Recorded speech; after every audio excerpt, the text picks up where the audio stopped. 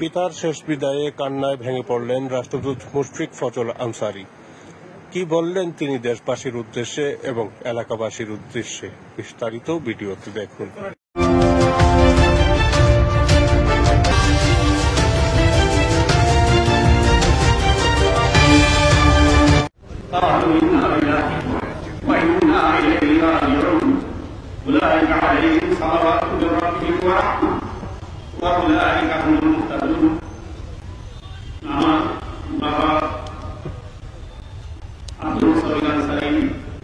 মহানগরের ডাকে সাড়া দিয়ে এই দোকান ত্যাগ করেছেন।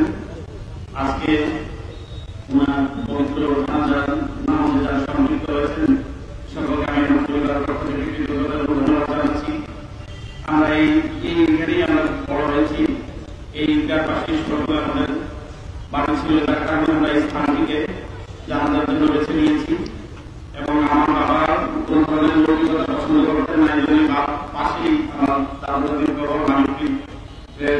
সেখানেই সময় করা হবে এবং আমরা সবাই তার জন্য দোয়া করবেন। তিনি আল্লাহ যেন তাকে জান্নাতুল ফেরদাউস দান করেন এবং তার ভুলভ্রান্তি যেন ক্ষমা করে দেন। এবং আপনারা জানেন আমি দীর্ঘদিন এক্সাইলে ছিলাম, আমার বাবাও আমার সঙ্গে এক্সাইলে ছিলেন লন্ডনে। আশা ছিল যে বাংলাদেশ একদিন স্বৈরাচারের কবল থেকে মুক্ত হবে এবং এই মুক্ত এই মাত্র 2 মাস হয়। তিনি প্রায় 2 মাস আগে 2 মাস আগে এই বাংলাদেশে আসেন এবং আমার বাবা মা দেখা হয়নি প্রায় 9 বছর, কারণ আমার মা যেতে পারেনি এবং আমার বাবা যেতে পেরেছিলেন। তো সেই জন্য এই 9 বছর পরে আমার মা বাবার দেখা পর 2 মাসের মতো দেখা হয়েছে। তিনি লন্ডনে অনেক অসুস্থ ছিলেন, অনেক সময় দেশে আসার পর তিনি সুস্থ হয়েছিলেন। তিনি যেদিন স্ট্রোক করে দেন, যেদিন আগে সেদিন তিনি বাজারে গিয়েছেন। তো এবং একটি মানুষ ছিলেন, আল্লাহ তাকে পছন্দ করেছেন।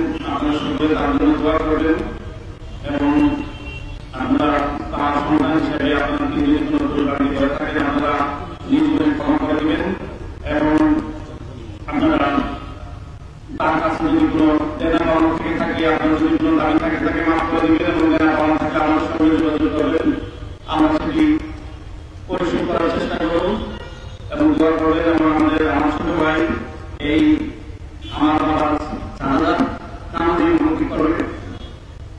আপনারা জানেন যে ইসলামিক স্কলার এবং ওয়েস্ট বেঙ্গল মুসলিম সেন্টারে সে চেয়ারম্যান এবং ইউকে ডিপার্টমেন্ট অফ জাস্টিসে সে চাকরি করে। সে লয়ার এবং ইসলামিক চিন্তায় বুঝি। তো আমি তাকে জানাজায় করার জন্য অনুরোধ করছি। আপনার সকলে দোয়া করে। আসসালামু আলাইকুম ওয়া রাহমাতুল্লাহি ওয়া বারাকাতুহু।